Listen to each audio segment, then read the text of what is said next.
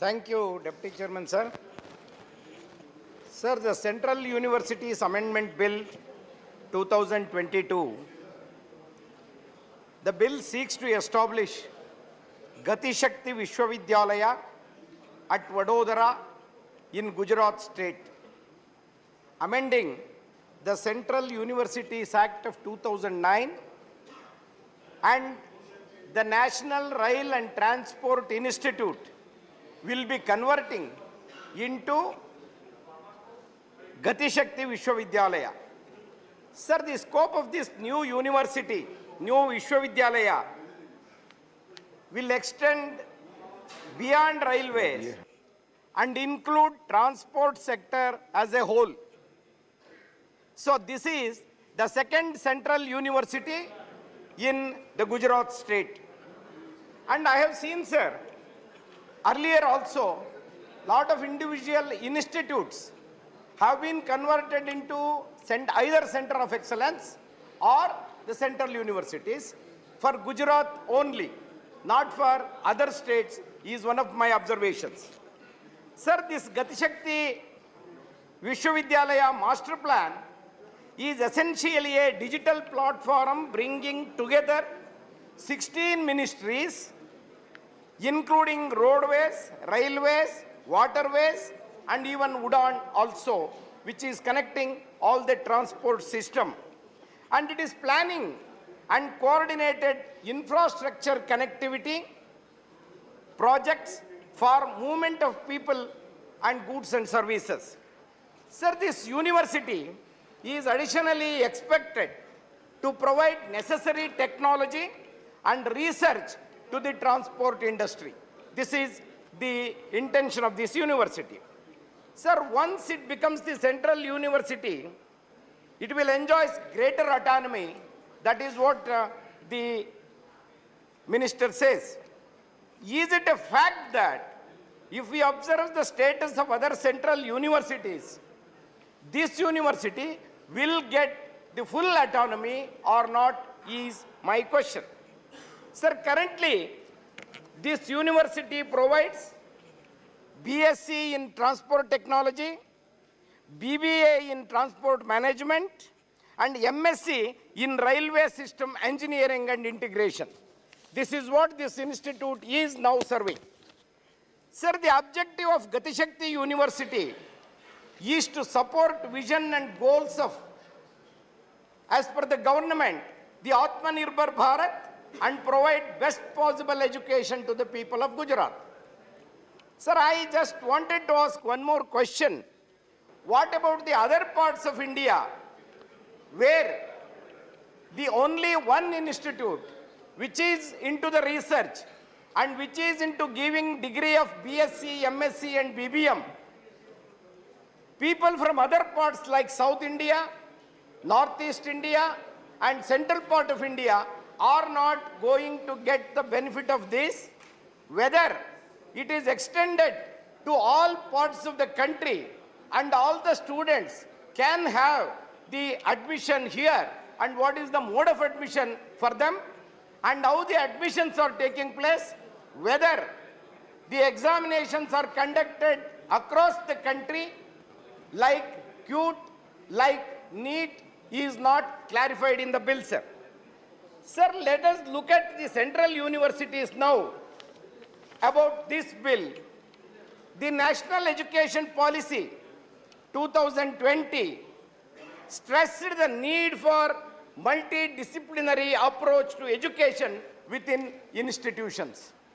This is a very important issue to be discussed.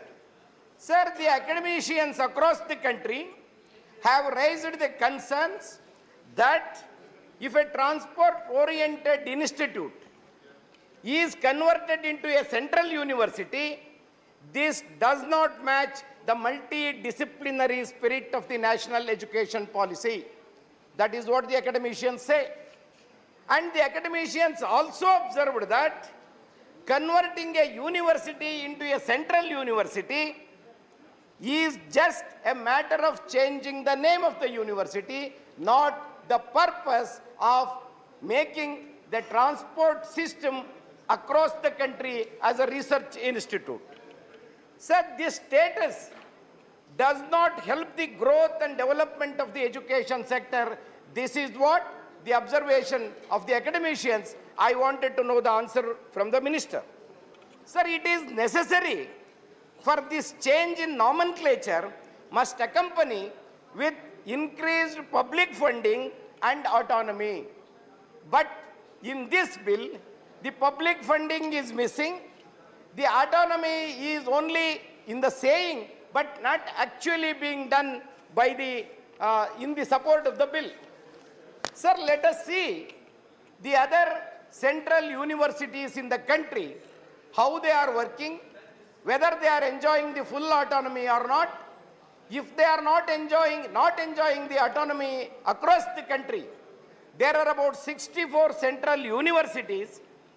Under this government, sir, the central universities have typically been criticized regarding lack of permanent staff, poor infrastructure, and poor academic governance. That is what I wanted to bring you to the notice of the Honorable Minister. Sir, this is due to ideological clash between the administration and staff, students and other agencies. Sir, we have seen in Jawaharlal Nehru University, we have seen in Jamia Millia University, Jadavpur, which are called as central universities, but these universities administration is not up to the mark, and there is lot of criticizing the universities administration on ideological basis and administrative matters also. Sir, huge backlog vacancies are there in the central universities. The unfilled faculty vacancies in central universities is a worrying factor. Sir, the government should know, against 19,366 posts sanctioned in the central universities, 6,558 posts are not filled. And sir, this is about 33.86% of vacancies in faculties are not filled by the Government of India. Sir, the faculty engaged as on 18th July 2022, that is very recently. The answer is given in the Lok Sabha. The ADAC vacancies are 122, guest faculty is 1,931, contract basis teachers are about 1,820, re-employed who have retired are about 31. Sir, the total strength of these kind of vacancies are 3,904. Sir, let us also observe what is the reservation maintained in these central universities. Sir, I wanted to bring it to your kind notice. Number of vacant posts in the reserve category, sir, vacancies are 65.61% are not filled, especially from the reservation category and marginalized communities. Sir, number of vacant posts, general, it is 2,252, SC category it is 988, ST category it is 576, other backward classes it is 1,761, EWS it is 628, and 344 in PWD. See, the total vacancies are 6,549, which comes to 65.61%.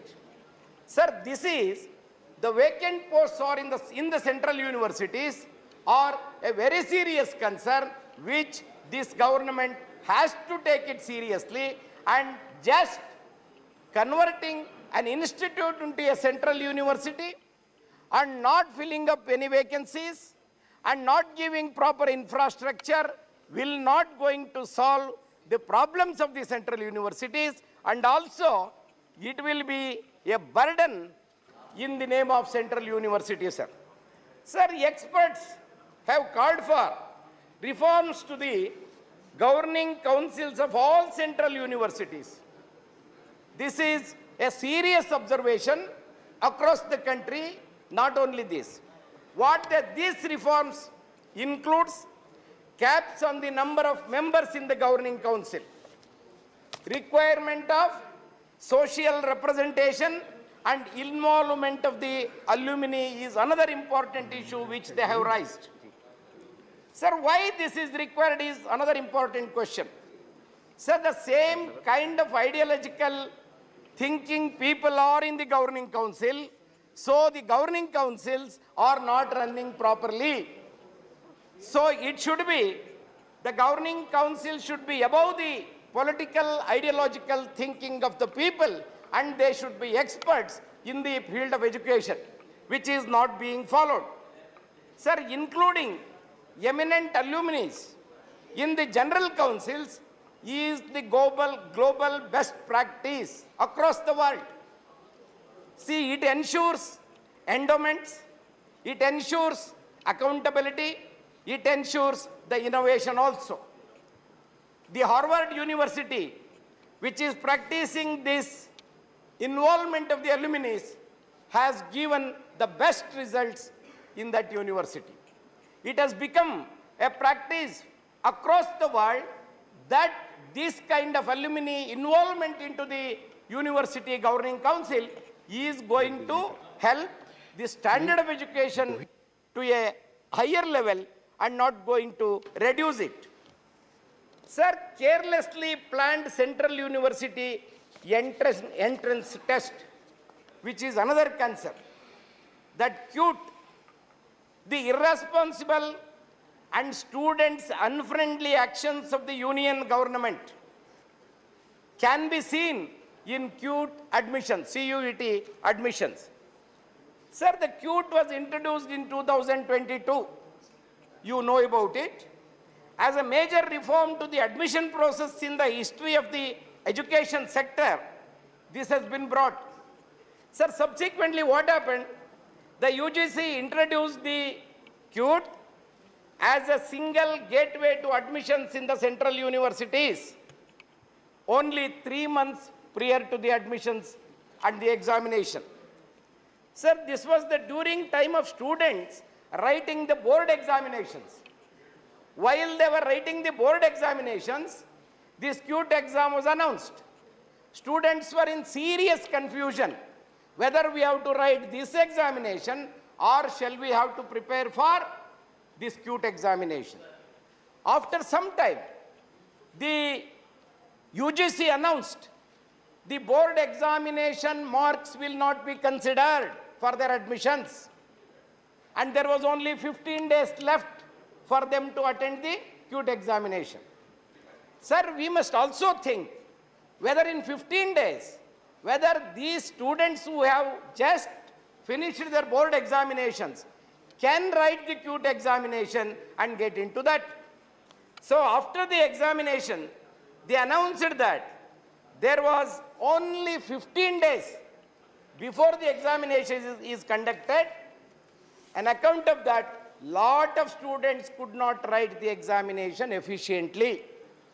Those who have scored very well in the board examination could not get good marks in the CUET examination, resulting they did not get the proper admissions. Sir, in some centers, the examinations were cancelled. What does it say? Sir, there is a lack of academic diversity in the syllabus and questions asked. That is another important question which the students were telling, that we could not write the examination. An account of that, they could score only 15 marks, and subsequently, the cancelled examination was asked to write again. Again, there was a confusion among the students. Sir, when question asked in Lok Sabha about this, the ministry did not answer this question.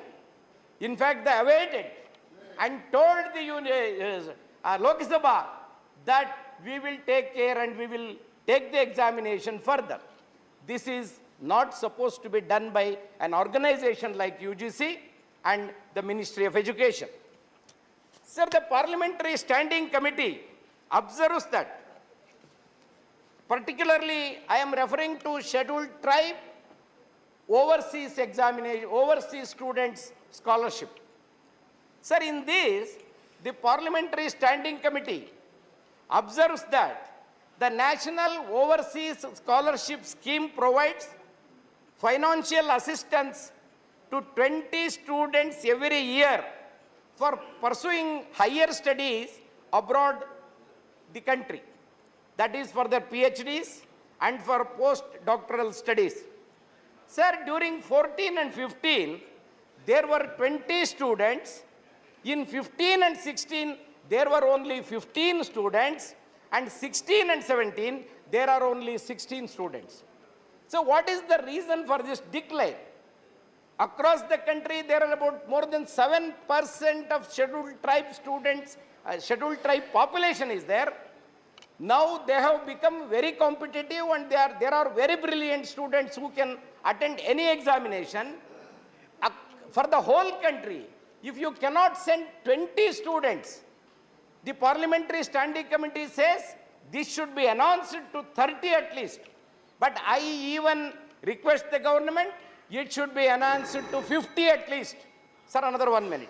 At least 50 students should be sent out of the country for their PhD and postdoctoral studies. But why this decreasing trend is, there was no proper advertisement, and every student from the rural area are not able to apply online. That is another problem with the rural India. And there is one more problem, sir. The income ceiling is 6 lakhs per annum. Sir, for scheduled tribe students, even an ordinary Group D employee, his income crosses 6 lakhs per year. And it is allowed in other cases for 8 lakhs. But for a scheduled caste, scheduled tribe candidate, you have fixed it as 6 lakhs per year. So I request the government to look into this and liberalize this economic ceiling at least 6 lakhs to 8 lakhs, so that students across the country can be able to apply this. So this is what my request is. So just making a central university, converting a name will not solve the problem. Provide all the infrastructure, give them proper teacher, then only the central university will have a proper guidance. Thank you. Thank you very much, sir. Thank you.